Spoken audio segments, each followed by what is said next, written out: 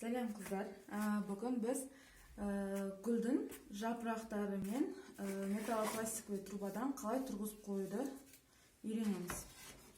Ең бірінші жапырақтарды қалай жасаймыз.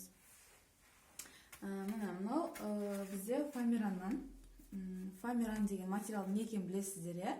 Істеп жүрген қыздар болса, фоамиран не екенін біледі. Бұл фоамиран деген материал осындай жылтырлақ түрлерде бар, және жылтырлақ емес түрлерде болады.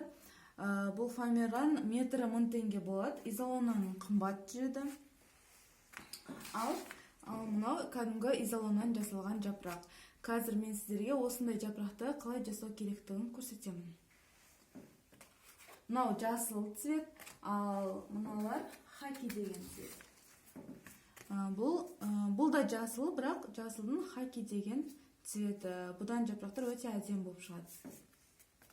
Бірінші, менде 2 мм изолонға жапырақтың формасын салып аламыз.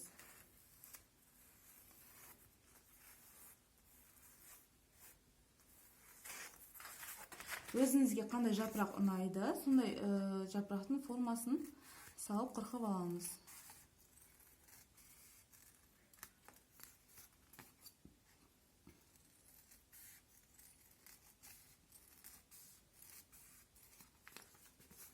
Так, мына жапырақты қырқып алдық.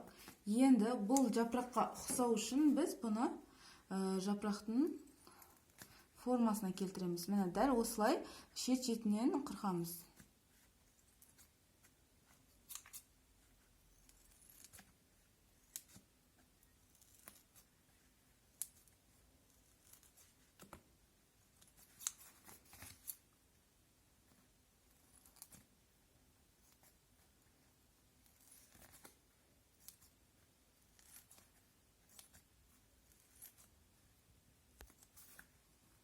Вот, бізде мынандай жапырақ пайда болды. Енді жапыраққа біз форманы кәдімгідей не қайшымен, не болмаса кәдімгі шпажкамен сызсаңыздар болады. Оған осылай формасының жапырақтың узорын саламыз. Мына бізде осылай шықты. Енді бұны біз мына трубаға жалғау үшін мынандай қалдықтарынан ұзын полоска қырқып аламыз.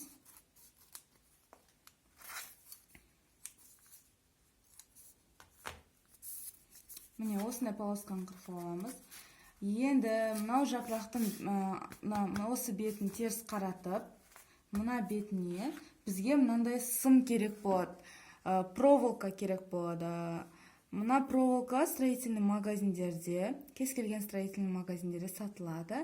Бұл өте экономный проволока, бұл килограммдап сатылады. Изолон сататын жерлерде де проволока сатылады, бірақ ол өте қымбат. Егер сіз оформлениямен айналыссаңыз, көп гүлдер жасайтын болсаңыз, сізге постоянно осындай проволокамен жұмыс жасаған дұрыс. Себебі бұл көпке жетеді. Бір алған 1 килограмм осындай проволока сізге көп гүлге жетеді. Осы проволоканы жапырақтың жартысынан бастап қоясыз. Үсті басып, орнын белгілеп алаңыз да. Сол орынға кәдімгі ыстық клейді жағып шығамыз. Осылай жағамыз да. Сымды қоямыз. Проволоканы бір жақта сым деп айтады. Енді мына изолонды бетіне жабыстырамыз. Чтоб проволока көрінбес үшін біз артына осылай изолон жабыстырып қоямыз. Сонда бізде проволока ешқайда шығып кетпейді, және пластиковый трубаға жабыстырғанда оңай жабыстырылады.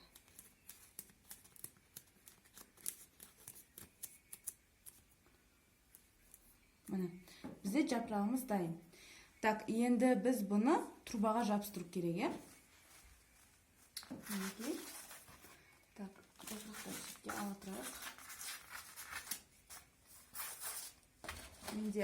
Мен мына трубаны уже дайындап қойғам, орап дайындап қойдым. Негізі трубаның цветі өзі ақ цвет болып табылады. Сол себепті біз трубаны мынандай тейп лентамен ораймыз. мынау тейп лента деп аталады. Бұл кез келген осы изолон сататын магазиндерде болады. Изолон алатын жерден сразу осындай тейп лентаға да заказ берем. Бұның әртүрлі цветтер болады. Барлық түстері бар. Осы тейп лентамен мына трубаны орап шығамыз. Қалай ораймыз? Мына тейп лентаны ашқан кезде бұлай орай салмайсыздар, оны ашқан кезде созылады. Созылған кезде оның ішіндегі желім клей бар ішінде, сол ашылады. Сонымен осылай орап бастайсыздар. Бір-бірінің үстіне қабаттамай, жартылай. Бірақ ораған сайын мына тейп лентаны үстіп қаттырақ созып отыру керек. Сол кезде ол жабысқақ болады. Міне, мен уже трубаны орап қойғанмын. Сіздерге жай көрсетіп жатырмын. Кез келген түсі бар. Барлық түстері. Бұл тейп лента осының бір штугы 200 теңге или 250 теңге тұрады шамамен. Енді гүлді осы трубаға қалай отырғызамыз? Мен қазір камераға сұю үшін бірде 30 метр, 1 метрде 30 сантиметр труба алдым. Ал сіздер гүлдің биіктігін, гүлді өте ұзын қылып жасасаңыздар, трубаны 3 метр аласыздар. 3 метр металлопластикі труба керек болады. Енді ол металлопластикі трубаны алған кезде сіз не істейсіз? Бірінші тейп лентамен орайсыз, екінші трубаның жерде тұратын жерін біз шеңбер ретінде майыстыруымыз керек.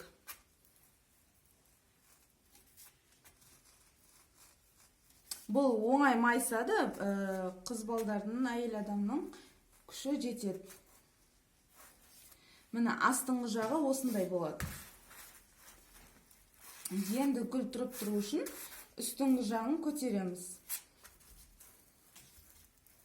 Доңғылық аламыз. Менде просто қысқа, өте қысқа труба болып тұр. Ұзын труба болса, мына жағы өте ұзын болады. Соны жоғары қарай шығарасыздар.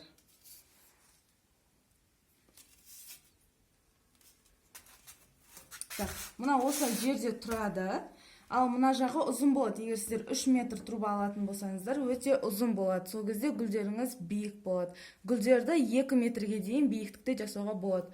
Бұл труба 2 метр биіктікте ұстай алады гүлдерді. Осы изолоннан жасалған гүлдерді 2 метр биіктікте ұстай алады.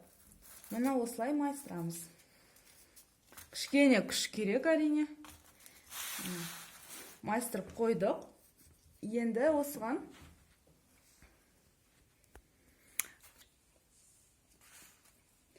міне трубаны біз осылай майыстырасыз. Кез келген биіктікте, сіздің гүліңіз 2 метр биіктікте болса, 3 метрлік металлопластик аламыз да.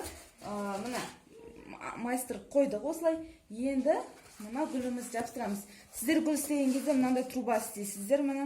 Мынандай труба кіретін орны болады. Оны сіздерге роза гүл жасаған кезде көрсеткен болатынмын. Енді осыған, осы гүлді осылай кигізе саласыздар. Міне болды.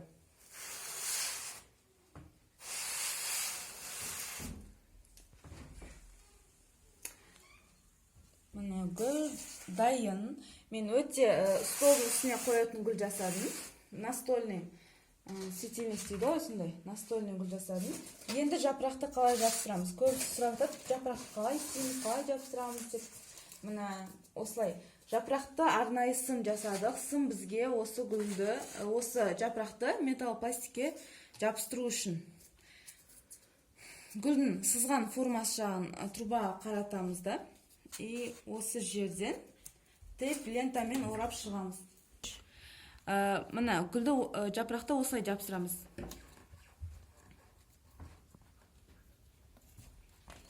Қазір бірінші үзіп ала салайық, чтобы оңай болу үшін. Міне бұны алған кезде сразу созып алу керек. Ішіндегі клей болады. Жапырақты мына жағын сыртқа қаратып қоямыз. И осылай тейп лентамен жапсырамыз. Тейп лентаның өзінің клейі болады. Сол себепті ол өте қатты жабысады.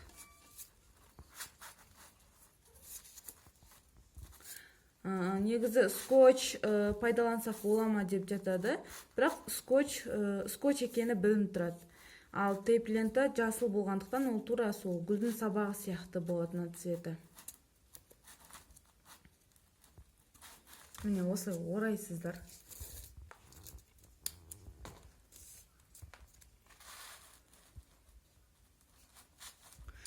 клейді сөндіре салайын.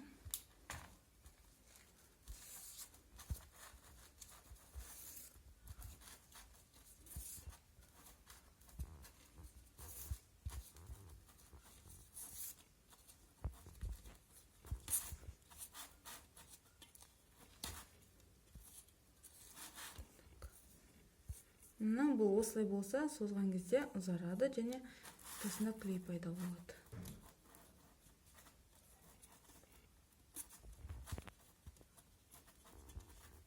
Мына. Енді гүлді кез келген бағытқа майыстырып қоя аласыздар. Мына гүлді ашамыз. Мына жапырақты осылай кез келген бағытта майыстырып қоя аласыз. Не төмен қоюға болады, өйткені проволока кез келген бағытты ұстап тұрады. Және осылай гүлді кигізіп қоя береміз.